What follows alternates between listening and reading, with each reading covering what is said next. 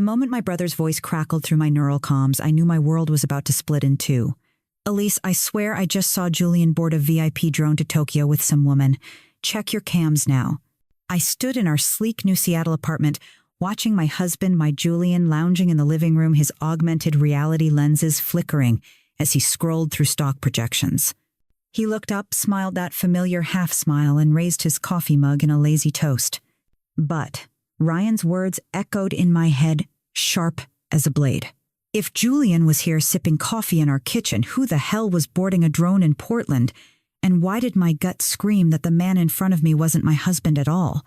The morning sun filtered through the smart glass windows of our 47th floor apartment, casting a soft glow over the minimalist furniture I'd spent years curating with Julian.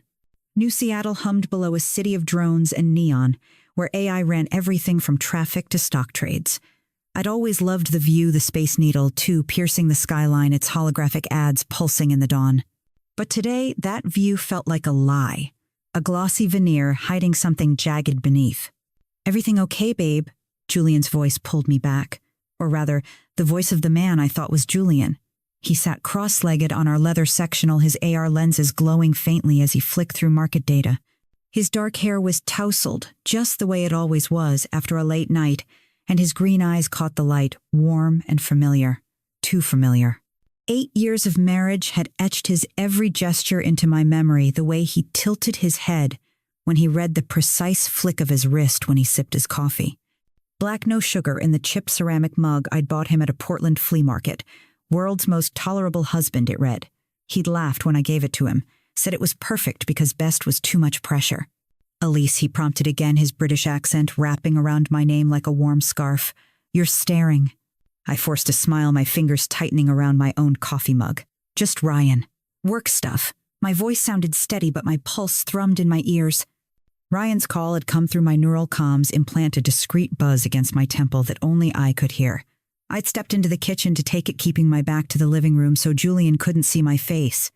Ryan's words replayed Julian in a tailored Navy suit boarding a drone with a woman in her 20 seconds. Portland Sky Hub, 6:47 a.m. I glanced at the clock on the kitchen counter. 7:12 a.m. Even a hypersonic drone couldn't get from Portland to New Seattle in 25 minutes. "Ryan's up early," the man on the couch said, his tone casual, but his eyes lingering on me a fraction too long. "Everything good with the drones?" "Yeah, just a glitch in the nav system," I lied, stirring my coffee to buy time. 2 sugars. No cream, just how I liked it. He'd made it for me this morning, same as always. But now every detail felt like a performance. The coffee, the mug, the way he leaned back against the couch cushions, too perfect, too rehearsed. I set my mug down and tapped my comms implant, pulling up the security feed from our apartment's AI system. The footage showed Julian entering at 6:32 p.m. Last night, briefcase in hand, loosening his tie as he crossed the lobby. Normal. Except Ryan's call meant it couldn't be. I swiped to the live feed. There he was, real time, sitting in our living room, oblivious to my scrutiny. My heart thudded. I needed to see that drone footage. "Gotta check something for work," I said, heading for my office down the hall. The man nodded already, back to his AR display, but I felt his gaze follow me. Or maybe I was imagining it. 8 years of marriage made you sensitive to shifts in the air, the unspoken weight of a glance.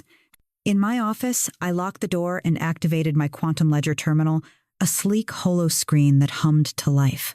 As a senior data analyst, I had access to some of the most advanced financial tracking software in New Seattle. If Julian, or whoever this was playing games, I'd find the trail. I pinged Ryan through a secure channel. "Send me the drone footage, now." Seconds later, a file hit my inbox. I opened it and my breath caught. There was Julian, unmistakable in his Navy Tom Ford suit, striding through Portland Sky Hub's VIP terminal. His arm rested lightly on the back of a woman, blonde, mid-20 seconds, in a tailored red dress that screamed money. She laughed at something, he said, her hand brushing his sleeve with easy intimacy. The timestamp read 6:47 a.m., just as Ryan said. I zoomed in on Julian's face, the same angular jaw, the same scar above his left eyebrow, from a childhood skateboarding mishap. It was him, but it couldn't be. My comms buzzed again, this time with a text from an unknown source. No caller ID, no trace. Just 5 words: Julian Kane is not one. The message vanished before I could screenshot it, leaving my screen blank and my stomach in knots.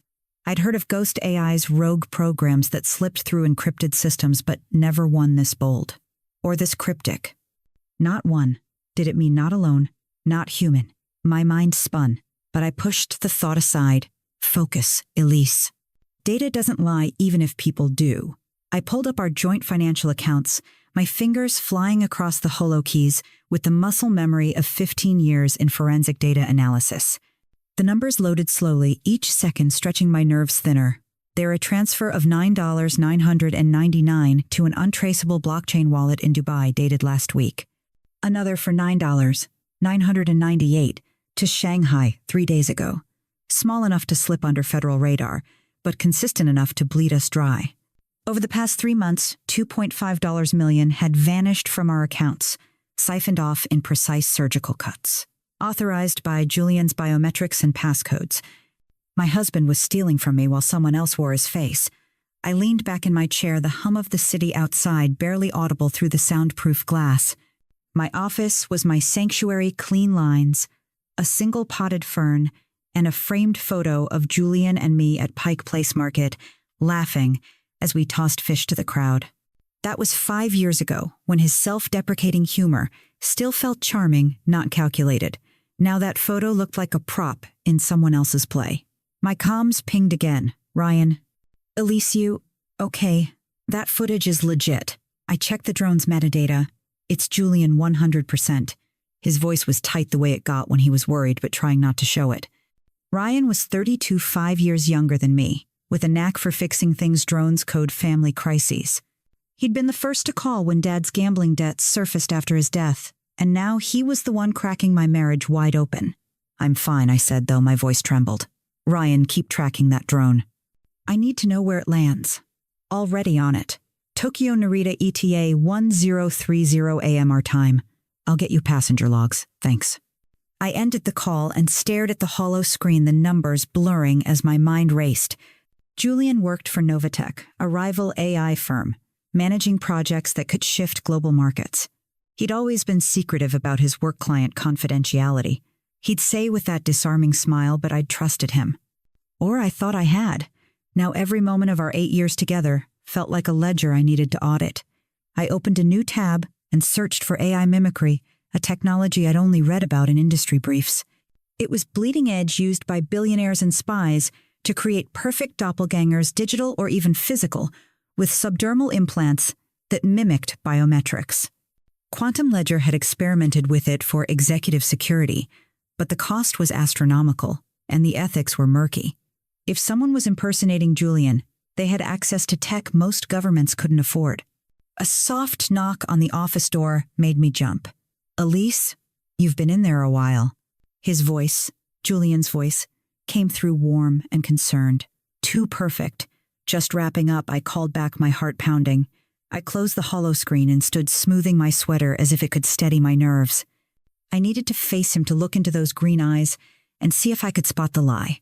But first, I needed backup. I pinged Nora Vega, my best friend, since our NYU days, when we'd bonded over late-night coding sessions and cheap ramen. Nora had gone from NSA analyst to freelance hacker after her own messy divorce, and if anyone could untangle this mess, it was her. Nora, I need you. Something's wrong with Julian. Can you meet me today? Her reply was instant. On my way. 20 minutes. Don't do anything stupid. I stepped out of the office, forcing a smile as I returned to the living room. The man on the couch looked up, his AR lenses dimming as he focused on me. Work crisis averted, he asked, setting his mug on the coffee table. For now, I said, studying him. Every detail was right. The scar, the accent, the way he pushed his glasses into his hair when he wasn't using them. But something was off, like a song played in the wrong key. Hey, I was thinking, let's do dinner tonight. That place in Belltown with the smoked cod you love. His smile flickered just for a second. Cod? You sure? I thought you hated seafood. My stomach twisted. Julian was deathly allergic to fish, a fact documented in his medical records after 2 ER visits. I'd chosen cod deliberately, a test. Oh, I meant for you, I said, keeping my tone light. I'll stick to steak. He laughed, but it sounded forced. Sounds good. Let me check my schedule. He tapped his lenses, and I caught a glimpse of something on his wrist, a faint glow under the skin like a subdermal implant. My pulse spiked. Julian didn't have implants. He hated them, called them tech tattoos for sellouts. Before I could say more, my comms buzzed with another ghost message. Check his shadow. No sender, no trace. I glanced at the living room's smart glass wall where the morning light cast his silhouette. It flickered slightly like a glitch in a hologram. My breath caught. This wasn't just a man pretending to be Julian. This was something else. Something engineered. Nora arrived 15 minutes later, her black leather jacket and boots a stark contrast to our apartment's sterile elegance. She hugged me tightly, her eyes scanning the room before landing on Julian. He stood to greet her all charm and ease, but I saw her tense. Nora's instincts were sharper than any AI. "Julian, good to see you," she said, her voice clipped. "Elise, can we talk shop? Got a client issue?"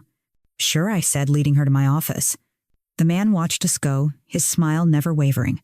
As soon as the door closed, Nora activated a signal jammer from her bag, a small black cube that hummed softly. "No one's listening now. Spill." I told her everything. Ryan's call, the drone footage, the missing $2.5 million, the ghost messages, the flickering shadow. Her face darkened with each detail. "This is AI mimicry," she said, pulling up her own holopad. "High-end black market stuff. Someone's using a subdermal rig to spoof Julian's biometrics, voice, face, even DNA. It's not just a costume. It's a full-body hack." "How do we prove it?" I asked, my voice barely above a whisper. "We start with your security system. If it's been tampered with, I'll find the seams." She plugged her holopad into my terminal and got to work, her fingers a blur. Within minutes, she pulled up a feed from our lobby cams. "Look at this." The footage showed Julian entering last night just as I'd seen. But Nora zoomed in on his shadow as he passed under the lobby's LED chandelier. It lagged just a millisecond like a video frame skipping. "That's a rendering error," she said. "AI mimicry isn't perfect under dynamic lighting. Someone's hacked your cams to insert this guy into the feed." My knees felt weak. "So the real Julian's in Tokyo, and this thing is living in my house, not a thing. A person with tech. But yeah, he's not Julian." Nora's eyes softened. "Elise, this is bigger than an affair. Those transfers you found, they're not just stealing your money. I ran a trace, some of those wallets linked to Novatech's competitors. Julian might be selling corporate secrets." My chest tightened. Julian's work at Novatech involved AI algorithms that could predict market crashes or manipulate supply chains. If he was leaking that data, it wasn't just our marriage at stake. It was billions in global markets. And if my credentials were used, I'd be the one taking the fall. "We need more," I said, my voice steadier now. "Phone records, travel logs, anything." Nora nodded. "I'll dig, but you need to act normal. If this guy suspects you're onto him, he could bolt or worse." As Nora worked, I returned to the living room. The man was still there, now reading a Holo News feed about quantum computing. "Nora staying for lunch?" he asked, his tone light. "She's got a deadline," I said, forcing a smile. "You know how it is." He nodded, but I saw it again, that faint glow under his wrist. I needed to keep him here, keep him talking until I had answers.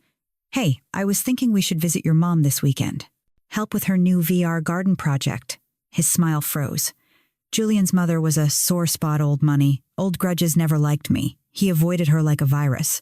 "Mama, she's traveling," he said, his accent slipping slightly, a hint of Midwest creeping in. "Really?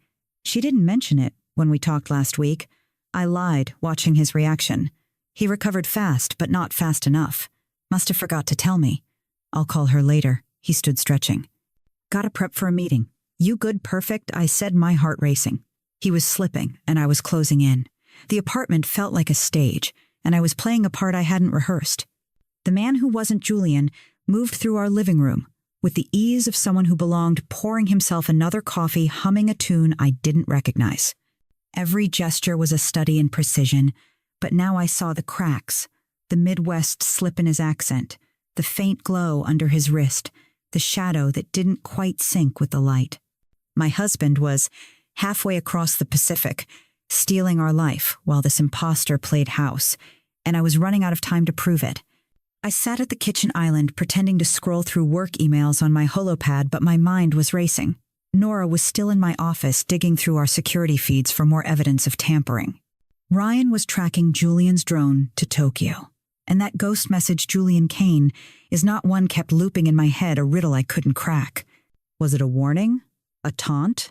Or something else entirely like a glitch in the machine that was tearing my life apart? Plans for the day the imposter asked, leaning against the counter, his coffee mug steaming. His green eyes, Julian's eyes, locked onto mine, and for a moment I wondered if he could hear my heartbeat. Just catching up on some data audits, I said, keeping my voice light. You client meeting downtown. Then maybe the gym. He grinned that same half smile that used to make my knees weak. Now it made my skin crawl. You sure you're okay? You seem off. I forced a laugh, stirring my coffee. Just tired. Big project at Quantum Ledger. You know how it is. He nodded, but his eyes lingered, searching for something I wasn't giving him. I needed to keep him here, keep him distracted until Nora found something concrete. Hey, I said, leaning forward. I was thinking about our anniversary next month. 8 years. Maybe we should do something big. A party here with your Novatech crew. Make it a thing. His smile tightened just a fraction. 8 years already. Time flies. He sipped his coffee, but I caught the hesitation. Julian and I had been married 7 years, not 8. Another crack in his performance. A party sounds ambitious. You sure you've got time for that? I'll make time, I said, smiling wider to hide the ice in my veins. We could do it Tuesday morning before the markets open. Exclusive, just the big players. You send the invites. He blinked, caught off guard. Tuesday, that's unconventional. Exactly. Memorable. I tapped my holopad, pulling up a fake guest list. I'll handle the catering. You just get the RSVPs. He nodded slowly, like he was buying time to think. All right, I'll send them tonight. But his fingers twitched, betraying his calm. He was trapped, and he knew it. Refusing would break character, and whatever script he was following didn't account for this. Nora emerged from my office, her expression neutral, but her eyes screaming urgency. Elise, I need you for a sec, client stuff. Be right back, I told the imposter, following Nora down the hall. As soon as the office door closed, she activated her signal jammer again. You're not going to believe this, she whispered, pulling up a file on her holopad. Your security system's been compromised for 3 months. Every feed of Julian entering or leaving the building is synthetic, generated by an AI mimicry rig. Look at this. She showed me a frame from last week's footage, Julian walking through our lobby, briefcase in hand. But when she ran it through her analysis tool, the image glitched, revealing a different man beneath, shorter, broader, with a face I didn't recognize. The AI had layered Julian's likeness over him down to the scar in the gate. This is military-grade tech, Nora said. Whoever's behind this has serious money. My stomach churned. What about the transfers? Any trace? Getting there. The blockchain wallets are encrypted, but I cracked one partial key. The money's funneling through shell companies, Orion Dynamics and Dubai Nexus Core in Shanghai. Both linked to Novatech's competitors. Julian's not just stealing from you. He's selling Quantum Ledger's AI algorithms. Your credentials were used to authorize the data pulls, Elise. If this goes public, you're screwed. I gripped the edge of my desk, the room tilting. My career, my reputation, everything I'd built over 15 years at Quantum Ledger could vanish because of Julian's betrayal. We need to find him, I said. Ryan's tracking the drone. What else can we do? Nora's fingers flew across her holopad. I'm hacking into Novatech's internal servers. If Julian's selling secrets, there'll be a trail. But you need to keep that guy out there occupied. He's not just a hired actor. He's got a subdermal AI implant. It's feeding him real-time data, maybe even instructions. If he suspects you're onto him, he could trigger a wipe and disappear. I nodded, my mind racing. I'll keep him busy. But Nora? I got another ghost message. Check his shadow. And earlier, Julian Kane is not one. Any idea what that means? Nora frowned. Sounds like a rogue AI. Sometimes they get loose in encrypted systems, leaving breadcrumbs. Could be a glitch, or something wants you to know the truth. Keep your comms open. If it contacts you again, I can trace it. I left the office, my heart pounding, but my face calm. The imposter was in the kitchen now, chopping vegetables for a smoothie, his movements deliberate. Nora sorted, he asked, not looking up. Yeah, just a data glitch, I said, sliding onto a bar stool. Hey, I was thinking about that cod place again. Let's go tonight. My treat? He paused, knife hovering over a carrot. You're really set on seafood, huh? Thought you weren't a fan. It's for you, I said, watching his reaction. You used to rave about their smoked cod. He laughed, but it was strained. Maybe I'm off fish for a while. How about Thai instead? Sure, I said, my smile tight. Test failed. Julian's allergy would have sent him to the ER, but this guy didn't even flinch.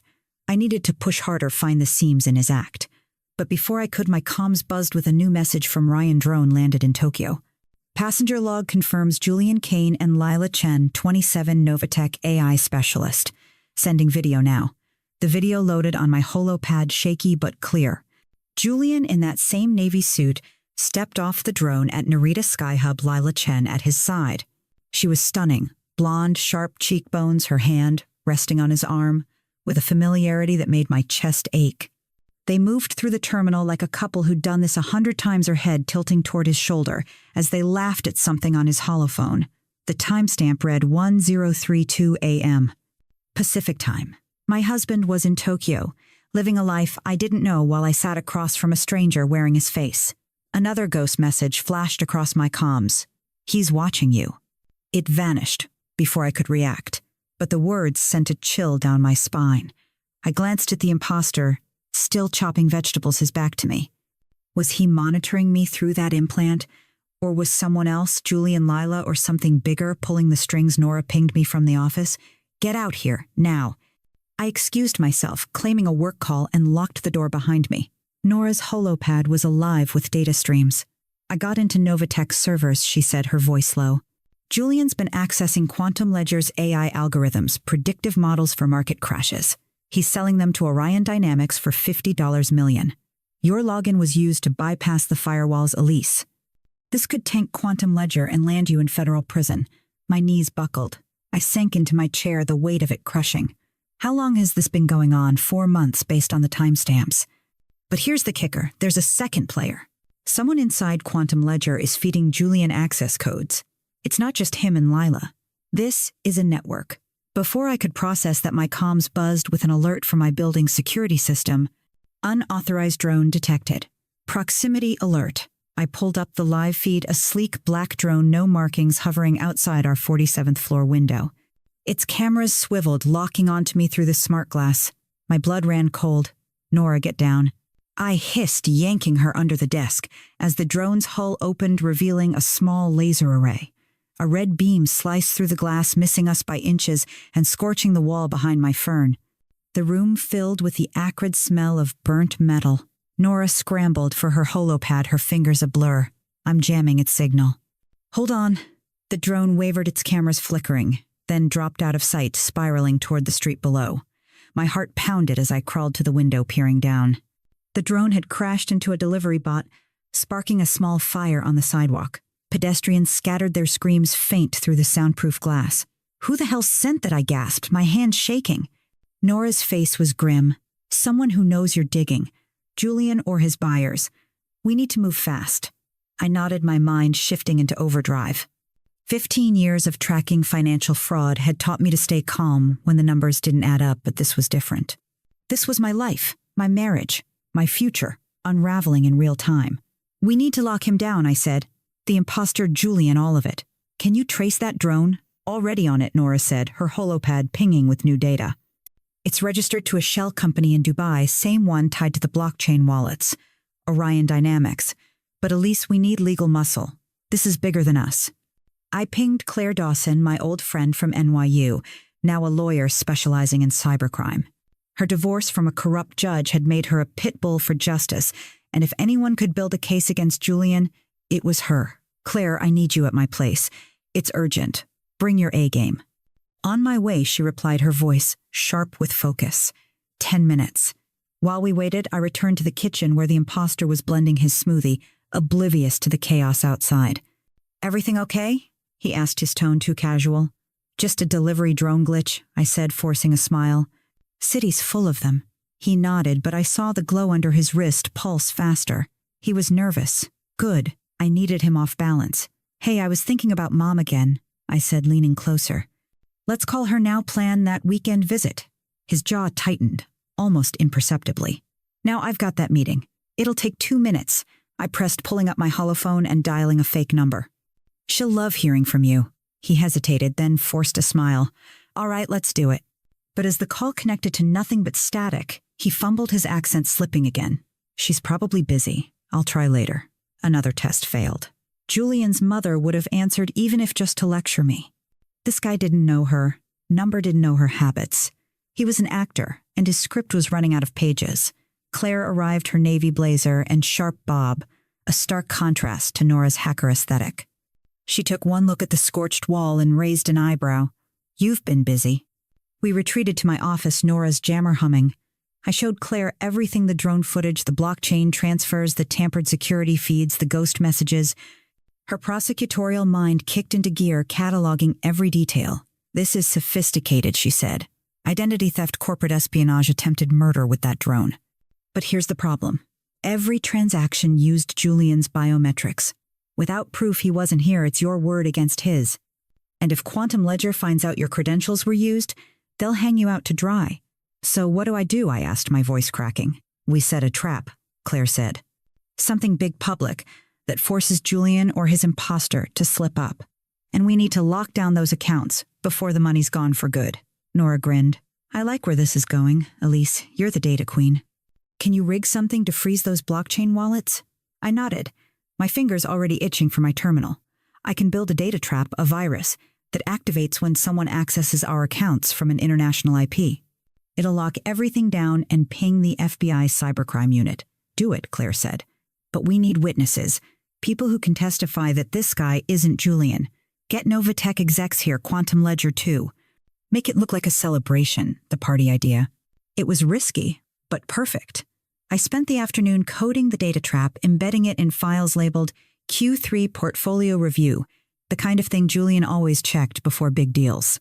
The virus was elegant, invisible, designed to freeze every transaction and alert the feds the moment it was triggered. While I worked, Nora hacked into the imposter's subdermal implant, pulling fragments of data that confirmed his identity, Ethan Cole, 34, a former Novatech engineer laid off 6 months ago. Desperate broke, and the perfect pawn for Julian's scheme. Claire drafted a legal brief, preparing to hand everything to the FBI. We move tomorrow morning, she said. Before the markets open, get those invites out. I returned to the living room where Ethan was now scrolling through a hollow news feed. Hey, I said, my voice steady despite the adrenaline. I sent the catering order for Tuesday. You got those invites ready? He looked up, his smile strained. Yeah, drafting them now. Who'd you invite? Robert Chen from Quantum Ledger, Lisa Wong from Novatech, a few others. Big players. Make it urgent, like it's a once-in-a-lifetime thing. His fingers hesitated over his holophone, but he nodded. Got it. Within minutes, RSVPs started rolling in. Novatech and Quantum Ledger execs, confused but intrigued, confirmed they'd be here. Ethan's performance was unraveling, and he didn't even know it. That night, as I left the office to grab dinner, the city felt different, sharper, more dangerous. New Seattle's neon skyline pulsed with life, but I couldn't shake the feeling of being watched. I took a detour through Pike Place 2, the holographic fish market buzzing with tourists and drones. As I passed a stall selling artisanal coffee, a shadow moved in my peripheral vision. I turned, but no one was there. My comms buzzed. They know.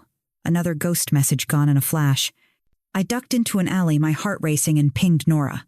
I'm being followed. Can you scan for drones? On it, she replied. Seconds later, black drone, same model as before, 50 meters above you. Get to a crowd now. I sprinted toward the market's main square, weaving through tourists and delivery bots. The drone's hum was faint, but unmistakable, closing in. I dove into a packed ramen stall, the steam and noise swallowing me as I crouched behind a counter.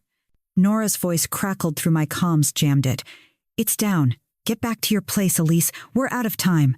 I made it home, my hands shaking as I locked the door. Ethan was in the shower, the sound of water masking my entrance. I slipped into his office, a small room filled with Novatech prototypes and hollow screens. His briefcase sat by the desk, leather worn from years of use or so, it seemed. I opened it, my fingers trembling, and found what I dreaded, a subdermal implant rig, a stack of encrypted data chips, and a handwritten note in someone else's scrawl. Elise likes her coffee with 2 sugars, no cream. Calls Ryan every Monday. Anniversary is September 12th. Sensitive about father's death. My life reduced to bullet points for an actor to memorize. At the bottom, in different handwriting, 4 months max. Maintain cover until data transfer complete. I photographed everything with my holophone, my hands steady, despite the rage boiling inside me. Julian hadn't just betrayed me. He'd scripted my life for someone else to play. I slipped the papers back, my mind racing. 4 months. The clock was ticking. The next morning, Monday, I woke to find Ethan pacing the living room, his holophone pressed to his ear. "Yeah, I'll handle it," he muttered, his accent pure Midwest now. No trace of Julian's British lilt. He saw me and froze, forcing a smile. "Morning, babe. Work call." "Morning," I said, pouring coffee to hide my nerves. "Big day."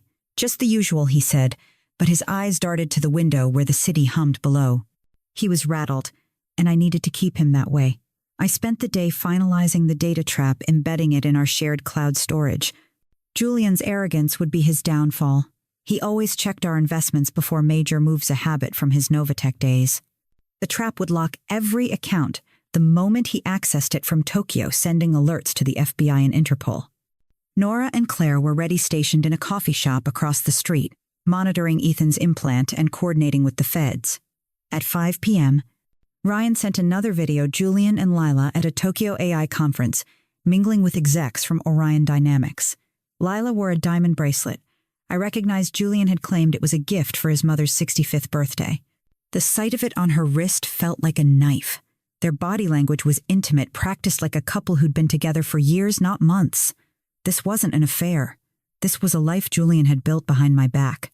As I watched the video, my comms buzzed with a new message from Spectre. "Check his old phone." I froze. Julian's old holophone, cracked from a fall last year, sat in his office drawer, supposedly dead. I crept into the office, my pulse pounding, and powered it on. The screen flickered, 3% battery, but it worked. Messages flooded in, a conversation with Lila going back 9 months. The wife's clueless Julian had written in June. "Ethan's perfect. By the time she figures it out, we'll be gone." The latest message from yesterday: "Tomorrow, we finalize the transfer. Tokyo Orion's suite. Then we disappear." I forwarded everything to Claire, my hands shaking with fury. "We've got him," I whispered. "Tomorrow morning, it's over." Claire's reply was immediate. "FBI's ready. Interpol's on standby in Tokyo. Keep Ethan there." Tuesday morning dawned, gray New Seattle's skyline shrouded in mist. The apartment buzzed with nervous energy as I set up for the party. I ordered catering, burgers, and craft beer, a nod to the city's laid-back vibe, and arranged the living room for guests. Ethan watched me, his performance fraying at the edges. "You sure about this?" he asked, his voice tight. "It's a lot for a Tuesday."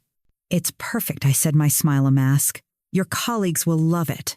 By 7:30 a.m., the first guests arrived: Robert Chen from Quantum Ledger, Lisa Wong from Novatech, and a handful of junior execs, all confused but curious. "This better be good," Julian Roberts said, clapping Ethan on the shoulder. Ethan's smile was brittle, his eyes darting to me. I played the hostess, pouring beer and making small talk, but my heart was in my throat. At 7:58 a.m., footsteps echoed in the hallway, multiple sets, heavy and purposeful. The doorbell rang, followed by a sharp knock. "FBI Cybercrime Unit. Open the door." The room froze. I opened the door, and 6 agents stormed in, led by Agent Maria Torres, a woman with steel gray hair and eyes like a hawk. "We're looking for Julian Kane," she said, her credentials flashing on her holobadge. Ethan stepped forward, his hands raised. "That's me," he said, but his voice cracked, the Midwest accent bleeding through. I want to cooperate. I'm not him. I'm Ethan Cole." The execs gasped, their holophones already recording. Agent Torres raised an eyebrow. "Ethan Cole, you're under arrest for identity theft, fraud, and conspiracy." As they cuffed him, Ethan looked at me, his eyes pleading. "Unit 529 Skyhub storage. Everything's there. Contracts, recordings, Julian's instructions." While the agents read Ethan his rights, my holopad chimed. The data trap had triggered. I watched in real time as $47 million in blockchain wallets froze, transaction logs flooding to the FBI, Interpol, and Quantum Ledger's legal team. Julian's empire was collapsing, and he didn't even know it.